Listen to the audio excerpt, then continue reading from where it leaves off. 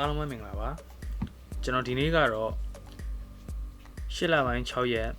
2020မှာ release လုပ်သွားတဲ့ Air Jordan 1 Retro High Stand Snake Chicago Colorway ကို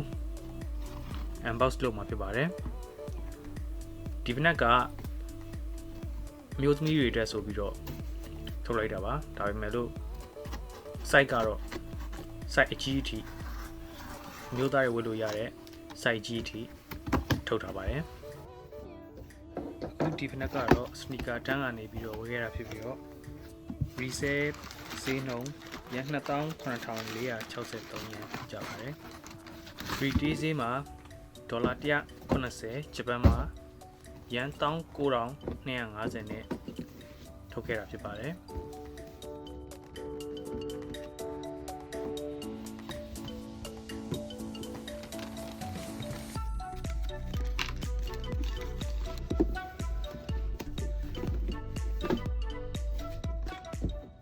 မွေးရီကွန်ပုံစံအနက်ရောင်လဲတာကို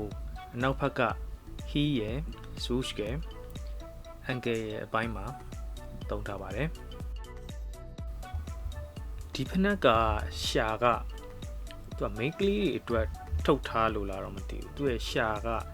နည်းနည်းလေး shining ဖြစ်တယ်ဒီ main ကလေးအကြိုက်ပုံစံမျိုးလေးပေါ့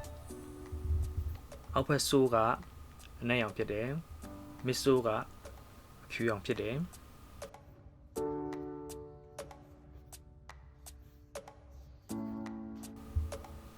ကျိုးမှာတော့3မျိုးပါတယ်အနီရောင်ရယ်အဖြူရောင်ရယ်အနက်ရောင်ရယ်ဆိုပြီးတော့3မျိုးပါပါတယ်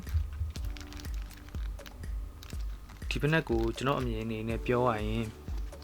ဒီဖက်မှာသုံးထားတဲ့လေသာကကျွန်တော်ပုံမှန် AJ1 မှာပါတဲ့လေသာတွေထက်တော့နည်းနည်းလေးပါတယ်ဒါပေမဲ့လို့ဒါကလည်းမိန်းကလေးတွေအတွက်ထုတ်ထားတဲ့ဖက်ဖြစ်တဲ့အတွက်ကြောင့်ဒါကိုပို့ပါဖြစ်အောင်လုပ်ပေးထားတယ်လို့မြင်ပါတယ်ကာလာဝေးရတော့ဘာမှပြောကြမရှိပါဘူးဒီလည်းမိုက်ပါတယ်โอเคအားလုံးကိုကျေးဇူးတင်ပါတယ်